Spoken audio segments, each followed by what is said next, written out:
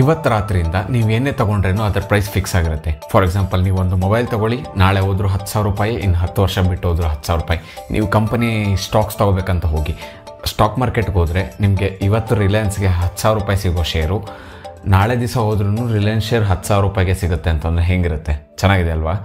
ನೀವು ಇದೆಲ್ಲ ನೋಡ್ತಾ ಇದ್ದರೆ ಯಾವುದೋ ಡ್ರಾಮ್ಯಾಟಿಕ್ ಆಗಿ ಅಂತ ಅನಿಸ್ಬೋದು, ಆದರೆ ಇದು ಡ್ರಾಮ್ಯಾಟಿಕ್ ಅಲ್ಲ, ಇದು ನಿಜವಾಗ್ಲೂ ನಡೆದಿದೆ. ಈ ಪ್ರಪಂಚದಲ್ಲೇ ಈ ರೀತಿ ಒಂದು ನಡೆದಿದೆ.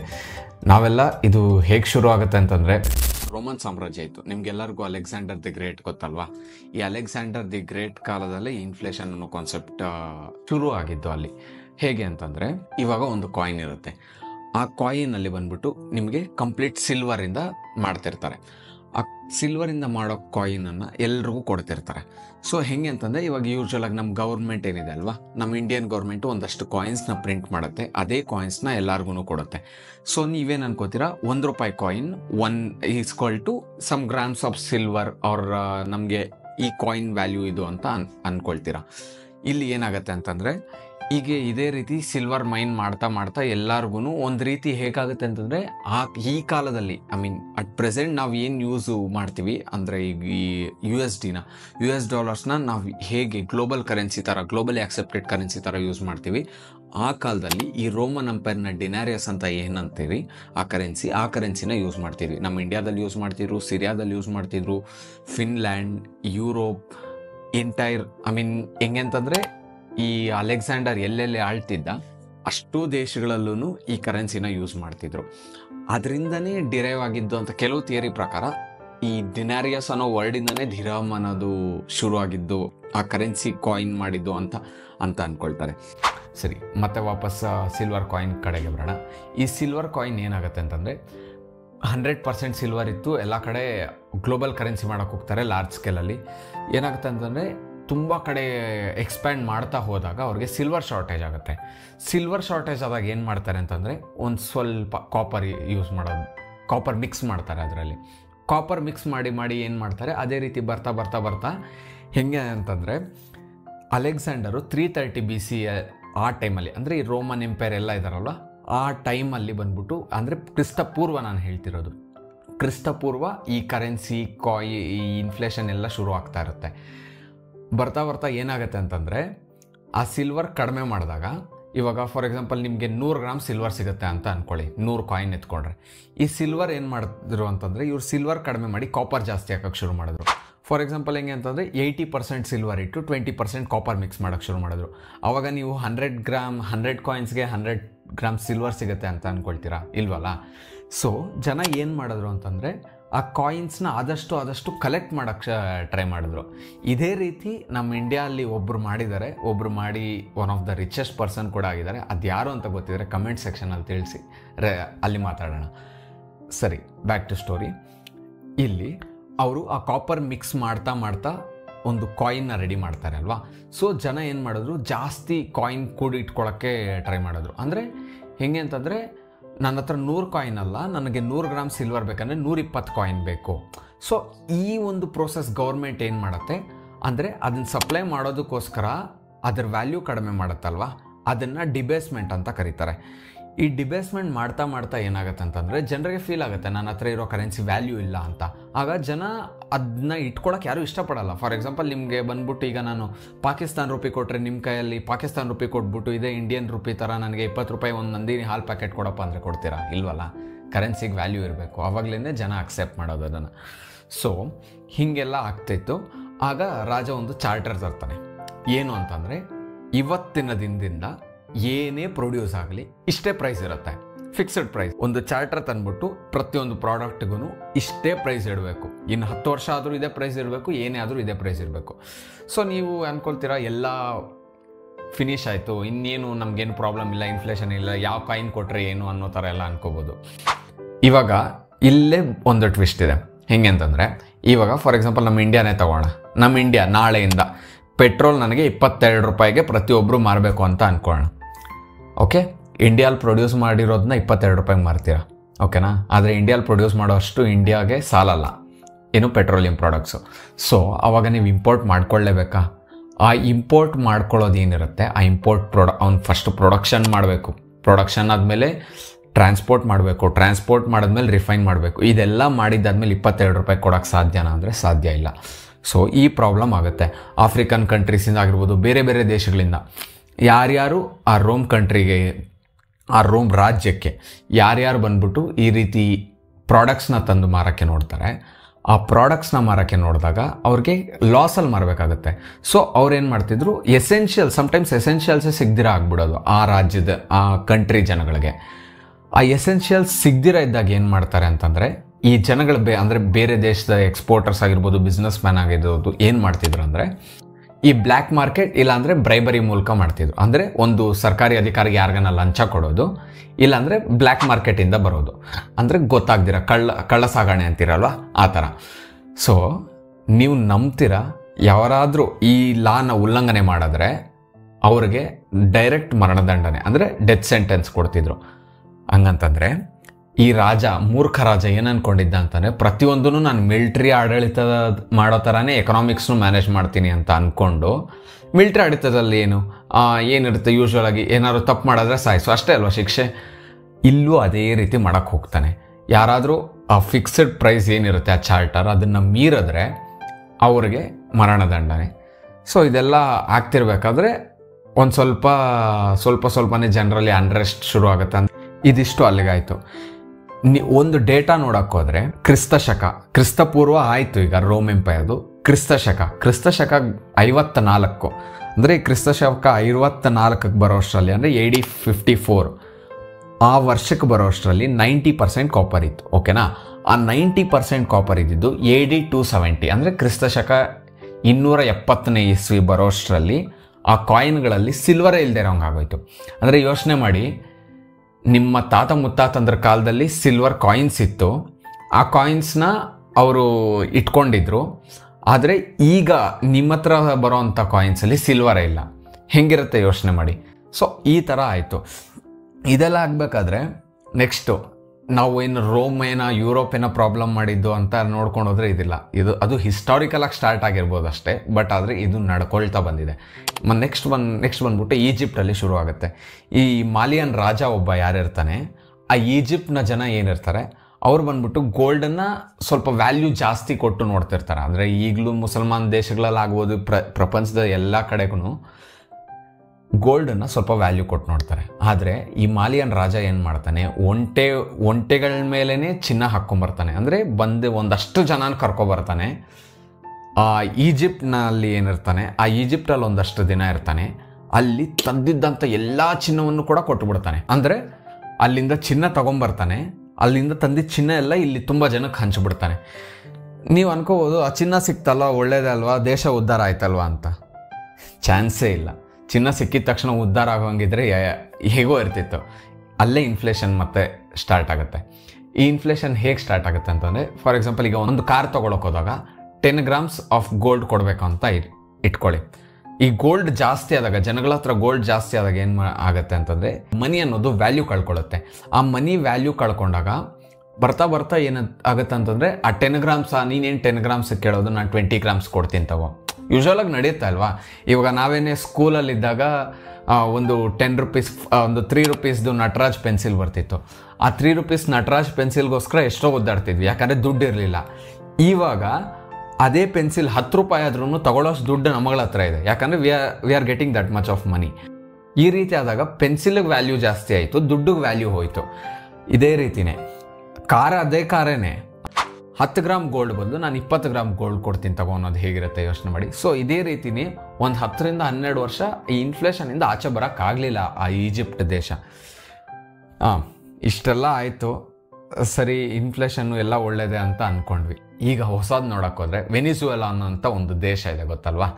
ಈ ವೆನಿಜುವೆಲಾ ದೇಶದಲ್ಲಿ 1 ಟ್ರಿಲಿಯನ್ ಆಗೋಷ್ಟು ಅಮೌಂಟ್, ಅಂದರೆ ನಾವು ಈ ಲಕ್ಷ ಕೋಟಿ 1000 ಕೋಟಿ ಏನಂತೀವಲ್ಲ, ಅದಕ್ಕಿಂತೂ ಜಾಸ್ತಿ 1 ಟ್ರಿಲಿಯನ್ ಆಗೋಷ್ಟಂಥ ನೋಟನ್ನೇ ಪ್ರಿಂಟ್ ಮಾಡಬೇಕಾದ ಪರಿಸ್ಥಿತಿ ವೆನಿಜುವೆಲಾ ದೇಶಕ್ಕೆ ಬಂತು. ಯಾಕಂದರೆ ಇದೇ ರೀತಿ ಹೈಪರ್ ಇನ್ಫ್ಲೇಷನ್ನು, ದುಡ್ಡಿದೆ ಅಂದ್ಬಿಟ್ಟು ಗೌರ್ಮೆಂಟ್ ಪ್ರಿಂಟ್ ಮಾಡಿ ಜನಗಳ ಕೈಗೆ ಕೊಡ್ತಾ ಹೋದರೆ, ಇವಾಗ 10 ರೂಪಾಯಿಗೆ ನೀವು ಹೋಗ್ಬಿಟ್ಟು ಅರ್ಧ ಲೀಟರ್ ನೀರು ಬಾಟ್ಲ್ ತರ್ತೀರಾ, ನಾಳೆ ದಿವಸ ಎಲ್ಲರ ಹತ್ರನೂ ದುಡ್ಡು ಜಾಸ್ತಿ ಇದೆ ಅಂದಾಗ ಅಂಗಡಿಯವನು ಏನು ಮಾಡ್ತಾನೆ, ಅವನ ಹತ್ರ ದುಡ್ಡು ಜಾಸ್ತಿ ಇದೆ ಗುರು, ನಾನು ಜಾಸ್ತಿ ತಗೊಳ್ತೀನಿ ಅಂತ ಅಲ್ಲಿ ಜಾಸ್ತಿ ತಗೊಳಕ್ಕೆ ಟ್ರೈ ಮಾಡ್ತಾನೆ. ಸೊ ಅವ್ರ ಕಡೆ ದುಡ್ಡು ಜಾಸ್ತಿ ಬಂದಾಗ ನನ್ನ ಹತ್ರ ಏನು ಗುರು, ನನ್ನ ಹತ್ರನೂ ದುಡ್ಡು ಜಾಸ್ತಿ ಇದೆ, ನಾನು ಕಾರ್ ತೊಗೊತೀನಿ ಅಂದ್ಬಿಟ್ಟು 10,000 ಅಲ್ಲ ನಾನು 20,000 ಕೊಡ್ತೀನಿ, ನನಗೆ ಕಾರ್ ಕೊಡು, ಹೈಪೋಥೆಟಿಕಲ್ ಆಗಿ ಹೇಳ್ತಿರೋದು.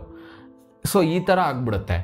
ಸೊ ಇದೇ ರೀತಿ ಇವಾಗ ನಮ್ಮ ಇಂಡಿಯನ್ ರುಪಿ 85 ರೂಪೀಸ್ ಕೊಡಬೇಕು ನಾವು $1.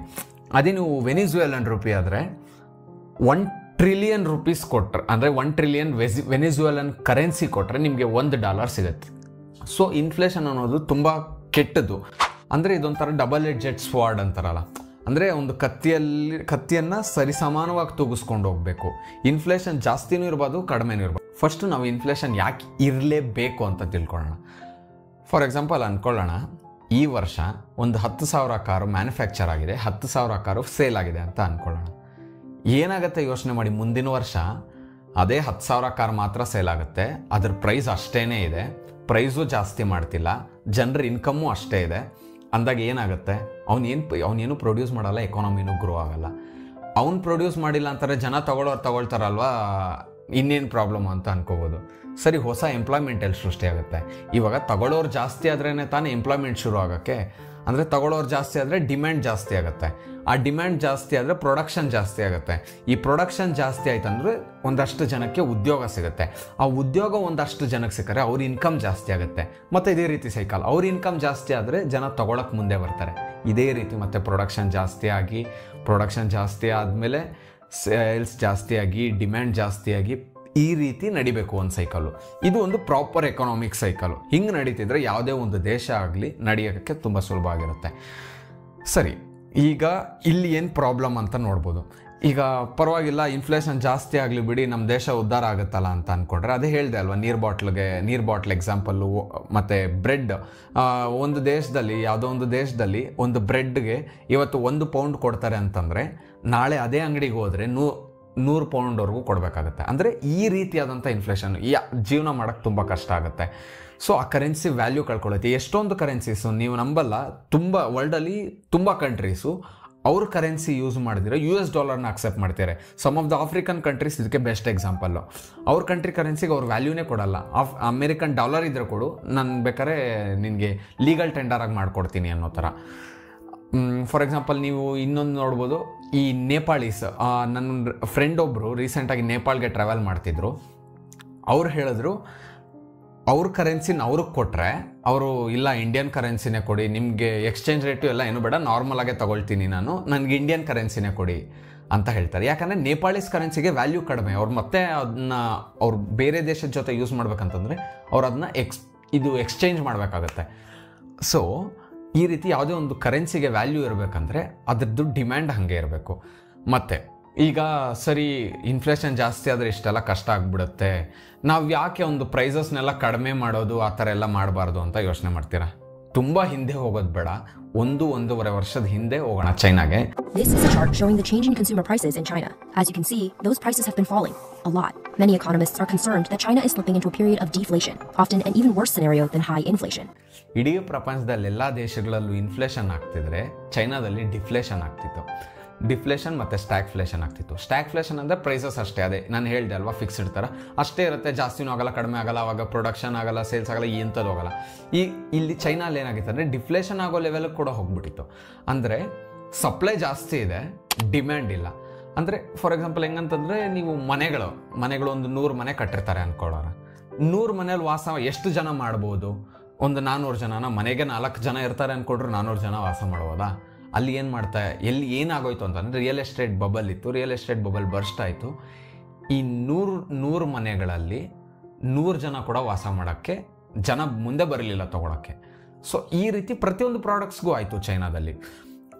ಇವಾಗೂ ನೀವು ನಂಬಲಿಕ್ಕಿಲ್ಲ, ಜಪಾನ್ಗೆ ಹೋದರೆ ಅಲ್ಲಿ ಈಗಲೂ ಜನ, ನೀವು ಇವಾಗ ಬ್ಯಾಂಕಲ್ಲಿ ದುಡ್ಡಿಟ್ರೆ ಹೆಂಗೆ ಕೊಡ್ತಾರೆ, ಜಪಾನಲ್ಲಿ ಒಂದು ಟೈಮ್ ಬಂದಿತ್ತು, ಬ್ಯಾಂಕಲ್ಲಿ ಜನ ಲೋನ್ ತೊಗೊಂಡ್ರೆ ಬ್ಯಾಂಕವರೇ ದುಡ್ಡು ಹಾಕ್ಕೊಡ್ತಿದ್ರು. ಯಾಕಂದರೆ ಎಕಾನಮಿನ ಪುಷ್ ಮಾಡಬೇಕಲ್ವ ಮೇಲಕ್ಕೆ, ಇನ್ಫ್ಲೇಷನ್ ಆಗಬಾರ್ದು. ಹಂಗಂತ ಡಿಫ್ಲೇಷನ್ಗೆ ಹೋಗ್ಬಿಟ್ರೆ ಏನಾಗ್ಬೋದು ಅಂತ ಕೇಳಿದ್ರೆ, ಫಾರ್ ಎಕ್ಸಾಂಪಲ್ ಅದೇ ಕಾರ್ ಎಕ್ಸಾಂಪಲ್ ಹೇಳಿದೆ ಅಲ್ವಾ, ಅದೇ ತಂದ್ಕೊಳ್ಳೋಣ. ಈ ವರ್ಷ 10,000 ಕಾರ್ ಸೇಲ್ ಆಗ್ತಾ ಇದೆ. ಮುಂದಿನ ವರ್ಷ ಜನರ ಹತ್ರ ದುಡ್ಡು ಕಡಿಮೆ ಇದೆ, ಸಪ್ಲೈ ಜಾಸ್ತಿ ಇದೆ ಮಾರ್ಕೆಟಲ್ಲಿ, ತಗೊಳ್ಳೋ ಸಂಖ್ಯೆ ಕಡಿಮೆ ಆಗಿದೆ. ಸೊ ನಾನು ಬರೀ 8,000 ಕಾರ್ ಪ್ರೊಡ್ಯೂಸ್ ಮಾಡ್ತೀನಿ ಅನ್ಬೋದು. ಆ 8,000 ಕಾರ್ ಪ್ರೊಡ್ಯೂಸ್ ಮಾಡ್ತೇನೆ ಅಂದರೆ ಪ್ರೊಡಕ್ಷನ್ ಕೆಪಾಸಿಟಿ ಕಡಿಮೆ ಮಾಡಬೇಕಾ? ಪ್ರೊಡಕ್ಷನ್ ಕೆಪಾಸಿಟಿ ಕಡಿಮೆ ಮಾಡ್ಬೇಕಂದ್ರೆ ಸೇಲ್ಸ್ ಕಡಿಮೆ ಆಗಿರುತ್ತಾ? ಸೇಲ್ಸ್ ಕಡಿಮೆ ಆಗಿರುತ್ತೆ, ಪ್ರೊಡಕ್ಷನ್ ಕೆಪಾಸಿಟಿ ಕಡಿಮೆ ಆಗಿರುತ್ತೆ ಅಂತಂದರೆ ಎಂಪ್ಲಾಯ್ಮೆಂಟ್ ಕಡಿಮೆ ಮಾಡಬೇಕಾ? ಜನರನ್ನ ತೆಗಿಬೇಕಾಗತ್ತಾ ಕೆಲಸದಿಂದ? ಜನರನ್ನ ತೆಗೆದ್ರೆ ಕೆಲಸದಿಂದ ಮತ್ತು ಅವ್ರ ಸ್ಪೆಂಡಿಂಗ್ ಕೆಪಾಸಿಟಿ ಕಡಿಮೆ ಆಗುತ್ತಾ? ಸೊ ಶ್ರಿಂಕ್ ಆಗಿಬಿಡುತ್ತೆ ಯಾವುದೇ ಒಂದು ಎಕಾನಮಿ ಆಗಲಿ. ಸೊ ಇಷ್ಟನ್ನು ನೋಡಬೇಕಾದ್ರೆ ಮತ್ತೆ ಇದಕ್ಕೆ ಏನು ಕಾರಣ ಆಗಿರ್ಬೋದು ಇನ್ಫ್ಲೇಷನ್ಗೆ ಅಂತ ನೋಡೋಕ್ಕೋದ್ರೆ ಇದರಲ್ಲಿ ಮೇಜರ್ ಆಗಿ 2 ಥರ ಬರುತ್ತೆ, ಕಾಸ್ಟ್ ಪುಷ್ ಮತ್ತು ಡಿಮ್ಯಾಂಡ್ ಪುಲ್ ಇನ್ಫ್ಲೇಷನ್ ಅಂತ. ಅಂದರೆ ಕಾಸ್ಟ್ ಪುಷ್ ಅಂದರೆ ಏನಂತಂದರೆ, ನೀವು ಒಂದು ಇನ್ಪುಟ್ ಕಾಸ್ಟ್ ಅಂದರೆ ಯಾವುದೋ ಒಂದು ಪ್ರಾಡಕ್ಟ್ನ ತಯಾರು ಮಾಡೋದಕ್ಕೆ ನಿಮ್ಮ ಕಾಸ್ಟ್ ಏನಾಗುತ್ತೆ, ಆ ಕಾಸ್ಟಿಂದ ಆ ಪ್ರಾಡಕ್ಟ್ ಬೆಲೆ ಜಾಸ್ತಿ ಆದರೆ ಅದನ್ನು ಕಾಸ್ಟ್ ಪುಷ್ ಇನ್ಫ್ಲೇಷನ್ ಅಂತ ಕರೀತಾರೆ. ಅಂದರೆ ಒಂದು ಎಕ್ಸಾಂಪಲ್ ಮೂಲಕ ಕೊಡ್ತೀನಿ. ಒಂದು ಆಯಿಲ್, ನಾವಿವಾಗ ಆಯಿಲ್ ಕಚ್ಚಾ ತೈಲ ಏನು ತರಿಸ್ಕೊಳ್ತಾ ಇದ್ದೀವಿ, ಕ್ರೂಡ್ ಆಯಿಲು, ಅದಕ್ಕೆ ಪ್ರೊಡಕ್ಷನ್ ಮಾಡೋಕ್ಕೆ $40 ಪರ್ ಬ್ಯಾರಲ್ ಆಗುತ್ತೆ ಅಂತ ಅಂದ್ಕೊಳ್ಳೋಣ. ಓಕೆನಾ? ಈ $40 ಪರ್ ಬ್ಯಾರಲ್ ಆಗೋವಂಥ ಕಾಸ್ಟನ್ನು ನಾಳೆ $42 ಆಯಿತು ಅಂದ್ಕೊಳ್ಳಿ, $2 ಜಾಸ್ತಿ ಮಾಡಲೇಬೇಕಾ? ಸೊ ಇದನ್ನು ಕಾಸ್ಟ್ ಪುಷ್ ಇನ್ಫ್ಲೇಷನ್ ಅಂತ ಕರೀತಾರೆ. ಮತ್ತು ಇನ್ನೊಂದು ಬಂದ್ಬಿಟ್ಟು ಡಿಮ್ಯಾಂಡ್ ಪುಲ್ ಇನ್ಫ್ಲೇಷನ್. ಈ ಡಿಮ್ಯಾಂಡ್ ಪುಲ್ ಇನ್ಫ್ಲೇಷನ್ ಹೆಂಗೆ ಅಂತಂದರೆ, ನೀವು ಬೆಟರ್ ಎಕ್ಸಾಂಪಲ್ಲು ರೋಲ್ಸ್ ರಾಯ್ಸ್ ಅವ್ರ ಆ್ಯಪಲ್ ಅಂತ ಅನ್ಕೋಬೋದು. ಅಂದರೆ ಡಿಮ್ಯಾಂಡ್ ಇದೆ, ಎಷ್ಟು ಪ್ರೊಡ್ಯೂಸ್ ಮಾಡ್ತಾ ಇದ್ರು ಡಿಮ್ಯಾಂಡ್ ಇದೆ, ಜನ ತಗೊಳಕ್ಕೆ ರೆಡಿ ಇದ್ದಾರೆ. ಒಬ್ಬ $100 ಕೊಡ್ತಾನೆ ಅಂತಾನೆ ನಾನು $200 ಕೊಡೋಕೆ ರೆಡಿ ಇರ್ತೀನಿ ಅನ್ನೋ ಥರ ಇರ್ತಾನೆ. ಇದನ್ನು ಡಿಮ್ಯಾಂಡ್ ಪುಲ್ ಇನ್ಫ್ಲೇಷನ್ ಅಂತ ಕರೀತಾರೆ. ಸರಿ, ಇಷ್ಟೆಲ್ಲ ಆಗ್ತಿದೆ, ಇದನ್ನು ಯಾರಾದರೂ ಒಬ್ಬರು ತಡಿಲೇಬೇಕಲ್ವಾ? ಇದನ್ನು ದೇಶ ಒಂದು ಸುಸ್ಥಿರ ಪ್ರಗತಿಯಲ್ಲಿ ಕಾಣಬೇಕಂತಂದರೆ ಯಾರಾದರೂ ಒಬ್ಬರು ತಡಿಲೇಬೇಕಲ್ವ ಅಂತ ನೋಡಿದ್ರೆ ಇಲ್ಲಿ ಬರೋವಂಥದ್ದೇ ಪ್ರತಿಯೊಂದು ದೇಶದ ಸೆಂಟ್ರಲ್ ಬ್ಯಾಂಕ್ಸ್. ಅದೇ ನಮ್ಮ ಇಂಡಿಯಾದಲ್ಲಾದರೆ RBI ಅಂತಾರೆ, US ಅಲ್ಲಾದರೆ ಟ್ರೆಷರಿ ಅಂತಾರೆ. ಇಂಡಿಯಾದಲ್ಲಿ RBI ಏನು ಮಾಡುತ್ತೆ ಅಂತಂದರೆ repo rates and reverse repo rates ಅಂತ ಇನ್ನು ತುಂಬ ಮೆಷರ್ಸ್ ಇದೆ, ಕ್ವಾಲಿಟೇಟಿವ್ ಕ್ವಾಂಟಿಟೇಟಿವ್ ಮೆಷರ್ಸ್ ಅಂತ ತುಂಬ ಇದೆ, ಅದು ಇನ್ನೊಂದು ವಿಡಿಯೋದಲ್ಲಿ ಮಾತಾಡೋಣ. Repo rate and reverse repo rate ಅಂತ ಇದೆ. ಈ ರೆಪೋ ರೇಟ್ ಅಂದರೆ ಏನು ಅಂತಂದರೆ, ಯಾವುದೇ ಒಂದು ಬ್ಯಾಂಕು, ಈಗ ನೀವು ಒಂದು ಬ್ಯಾಂಕ್ಗೆ ಹೋಗಿ ಸಾಲ ತಗೋಬೇಕಂದ್ರೆ ಅದಕ್ಕೆ ದುಡ್ಡು ಒಂದು ಜಾಗದಿಂದ ಬರಲೇಬೇಕಲ್ವಾ? ಆ ದುಡ್ಡು RBI ಕೊಡುತ್ತೆ. RBI ಬ್ಯಾಂಕ್ಗಳಿಗೆ ಕೊಡುವಂಥ ಸಾಲದ ಮೇಲೆ ಹಾಕೋ ಬಡ್ಡಿನ ರೆಪೋ ರೇಟ್ ಅಂತ ಕರಿತೀವಿ. ಫಾರ್ ಎಕ್ಸಾಂಪಲ್, ಬ್ಯಾಂಕು RBI ಹತ್ರ ಸಾಲಕ್ಕೆ ಹೋಗುತ್ತೆ, ಬ್ಯಾಂಕ್ಗೆ RBI ಬಂದ್ಬಿಟ್ಟು 6% ಬಡ್ಡಿಯಲ್ಲಿ ತಗೋ ಅಂತ ಕೊಡುತ್ತೆ.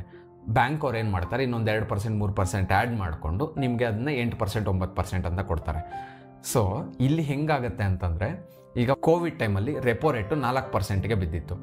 ಆಗ ಹೌಸ್ ಲೋನ್ಸು 6 to 6.5% ಬಂದಿತ್ತು. ಆಗ ಜನರ ಹತ್ರ ದುಡ್ಡಿನ ಓಡಾಟ ಜಾಸ್ತಿ ಆಗುತ್ತೆ, ಎಕನಾಮಿಕ್ ಸ್ಟಿಮ್ಯುಲೇಷನ್ ಸಿಗುತ್ತೆ ಎಕನಾಮಿಗೆ. ಮತ್ತು ಆ ದುಡ್ಡು ತೊಗೊಂಬಂದು ಇನ್ನೊಂದು ಕಡೆ ಇನ್ವೆಸ್ಟ್ ಮಾಡ್ತೀಯಾ, ಮತ್ತು ಅದು ಗ್ರೋ ಆಗುತ್ತೆ, ಮತ್ತು ವಾಪಸ್ ಅದು ಎಕಾನಮಿಗೆ ಬರುತ್ತೆ. ಸೊ ಹೀಗೆ ಇದು ರೆಪೋ ರೇಟು. ಮತ್ತು ರೆಪೋ ರೇಟ್ ಜಾಸ್ತಿ ಮಾಡಿದ್ರೆ ಇರುವಂಥ ದುಡ್ಡನ್ನೆಲ್ಲ ಬ್ಯಾಂಕ್ ಹೇಳ್ಕೊಳಕ್ಕೆ ಶುರು ಮಾಡುತ್ತೆ. ಅಂದರೆ ಈಗ ಫಾರ್ ಎಕ್ಸಾಂಪಲ್ 6% ಇದ್ದಿದ್ದು ಬಡ್ಡಿ 8% ಆಯಿತು ಅಂದ್ಕೊಳ್ಳಿ, ನೀವೇನು ಮಾಡ್ತೀರಾ? ಅಯ್ಯೋ ಬೇಡಪ್ಪ, ನನ್ನ ಹತ್ರ ದುಡ್ಡು ಬೇಡ, ನಾನು ಬ್ಯಾಂಕಿಗೆ ಲೋನ್ ವಾಪಸ್ ಕಟ್ಬಿಡ್ತೀನಿ, ಮತ್ತು ನಾನೋಗಿ ಬ್ಯಾಂಕಲ್ಲಿ FD ಇಟ್ಬಿಡ್ತೀನಿ, ನಂಗೆ ಇಂಟ್ರೆಸ್ಟೇ ಬರುತ್ತಲ್ವಾ ಅನ್ನೋ ಥರ. ಇದನ್ನು ರೆಪೋ ರೇಟ್ ಅಂತ ಕರೀತಾರೆ. ಈ ರಿವರ್ಸ್ ರೆಪೋ ರೇಟ್ ಅಂದರೆ ಉಲ್ಟಾ, ಈ ಬ್ಯಾಂಕ್ಗಳ ಬಳಿ ಏನು ದುಡ್ಡಿರುತ್ತಲ್ಲ ಆ ದುಡ್ಡನ್ನು ತಗೊಂಡೋಗಿ RBI ಹತ್ರ ಇಟ್ಟರೆ ಅದಕ್ಕೆ ಆವಾಗ RBI ಕೊಡುವಂಥ ಇಂಟ್ರೆಸ್ಟ್ನ ರಿವರ್ಸ್ ರೆಪೋ ರೇಟ್ ಅಂತ ಕರಿತೀವಿ. ಇಷ್ಟೇ ಗೊತ್ತಾಯ್ತಲ್ವಾ? ಇನ್ಫ್ಲೇಷನ್ ಅಂದರೆ ಏನು, ಡಿಫ್ಲೇಷನ್ ಅಂದರೆ ಏನು, ಜನರ ಹತ್ರ ದುಡ್ಡಿನ ಓಡಾಟ ಜಾಸ್ತಿ ಇದೆ ಅಂದರೆ ಏನಾಗುತ್ತೆ, ಮತ್ತು ಜನರ ಹತ್ರ ದುಡ್ಡಿನ ಓಡಾಟ ಇಲ್ಲ ಅಂದರೆ ಏನಾಗುತ್ತೆ, ಮತ್ತು ಈ ಸೆಂಟ್ರಲ್ ಬ್ಯಾಂಕ್ಸ್ ಹೇಗೆ ಅದನ್ನೆಲ್ಲ ಕಂಟ್ರೋಲ್ ಮಾಡ್ತವೆ. ಇದು ಯಾವುದೋ ಒಂದು ಎಕನಾಮಿಕ್ಸ್ ಪಾಯಿಂಟ್ ನಿಮ್ಮ ತಲೆಯಲ್ಲಿ ಹೋಯ್ತು ಅಂತ ಅಂದರೆ ದಯವಿಟ್ಟು ಲೈಕ್ ಮಾಡಿ, ಅಥವಾ ಇಷ್ಟ ಆಗಲಿ ಅಂದರೆ ಡಿಸ್ಲೈಕ್ ಮಾಡಿ, ಮತ್ತು ಏನು ಇಂಪ್ರೂವ್ ಮಾಡ್ಬೋದು ಅಂತ ಕಮೆಂಟ್ ಸೆಕ್ಷನಲ್ಲಿ ತಿಳಿಸಿ. ನೆಕ್ಸ್ಟ್ ನಿಮ್ಗೆ ಯಾವ ಕಾನ್ಸೆಪ್ಟ್ ಬೇಕು, ಯಾವುದೇ ಒಂದು ಎಕನಾಮಿಕ್ಸ್ ಕಾನ್ಸೆಪ್ಟ್ ಆಗಿರ್ಬೋದು, ಬಿಸ್ನೆಸ್ ಕಾನ್ಸೆಪ್ಟ್ ಆಗಿರ್ಬೋದು, ಏನೇ ಇರಲಿ ಕಮೆಂಟ್ ಸೆಕ್ಷನಲ್ಲಿ ತಿಳಿಸಿ, ಅದನ್ನ ನೆಕ್ಸ್ಟ್ ವೀಡಿಯೋದಲ್ಲಿ ಎಕ್ಸ್ಪ್ಲೈನ್ ಮಾಡೋಕ್ಕೆ ಟ್ರೈ ಮಾಡ್ತೀವಿ. Thank you.